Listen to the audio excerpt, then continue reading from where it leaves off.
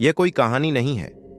यह दिल्ली मेट्रो में घटी एक घटना है, जिसके बाद उस रूट की रात की आखिरी ट्रेन को कुछ दिनों तक बंद कर दिया गया।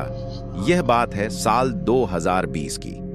दिल्ली की एक व्यस्त मेट्रो लाइन। रात के करीब 11:50। आमतौर पर इस समय तक स्टेशन लगभग खाली हो जाता है। उस रात भी प्लेटफॉर्म पर गिनती के कुछ ही लोग मौजूद थे। आखिरी मेट्रो प्लेटफॉर्म पर आई, दरवाजे खुले, लोग अंदर चढ़े।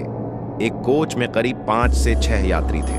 सब शांत थे, कोई बात नहीं कर रहा था। मेट्रो चली, दरवाजे बंद हो गए। अगले स्टेशन पर एक आदमी चढ़ा। उम्र करीब 40 साल, कपड़े पुराने और काले रंग के थे। चेहरा अजीब तरह से थका हुआ लग रहा था। वह बिना कुछ बोले कोच के एक कोने में खड़ा हो गया। कुछ मिनट बाद उस आदमी ने धीमी आवाज में कहा, आज मेट्रो बहुत देर से चल रही है। किसी ने जवाब नहीं दिया, लेकिन उसकी आवाज बहुत भारी लग रही थी, जैसे गले से नहीं, सीधे सीने से आ रही हो। अचानक मेट्रो की रफ्तार धीमी हुई। डिस्प्ले पर स्टेशन का नाम आया, लेकिन वह स्टेशन इस रूट में होता ही नहीं था। मेट्रो रुकी, दरवाजे खुले। बाहर कोई प्लेटफॉर्म नहीं था, सिर्फ घना अंधेरा। उसी समय वह आदमी धीरे से आगे बढ़ा और बोला, यहीं उतरना है। जब उसने मुड़कर देखा, उसका चेहरा आधा जला हुआ था, आंखें पूरी तरह काली, और उसके पैर जमीन को छू ही नहीं रहे थे। वह आदमी धीमी आवाज में बोला, इसी जगह मेरी मौत हुई थी। रात की आखिरी मेट्रो में जो मुझे देख ले, वह अगला गवाह बनता है।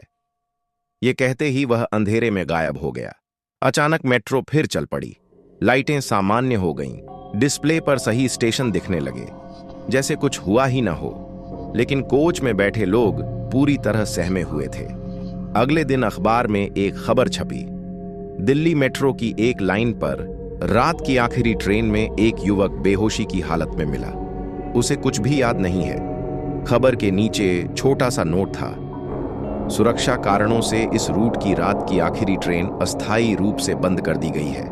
आज भी उस रूट पर रात 11 बजे के बाद मेट्रो में सफर करने वाले 11 बजे के बाद मेट्रो में सफर करने वाले लोग एक बात का ध्यान रखते हैं। अगर कोई आदमी काले कपड़ों में चुपचाप खड़ा दिखे तो कोई उससे नजर नहीं मिलाता, क्योंकि दिल्ली मेट्रो में कुछ घटनाएं कभी आधिकारिक रिकॉर्ड में नहीं आती, लेकिन जो उन्हें देख लेते हैं वो कभी भूल नहीं पाते।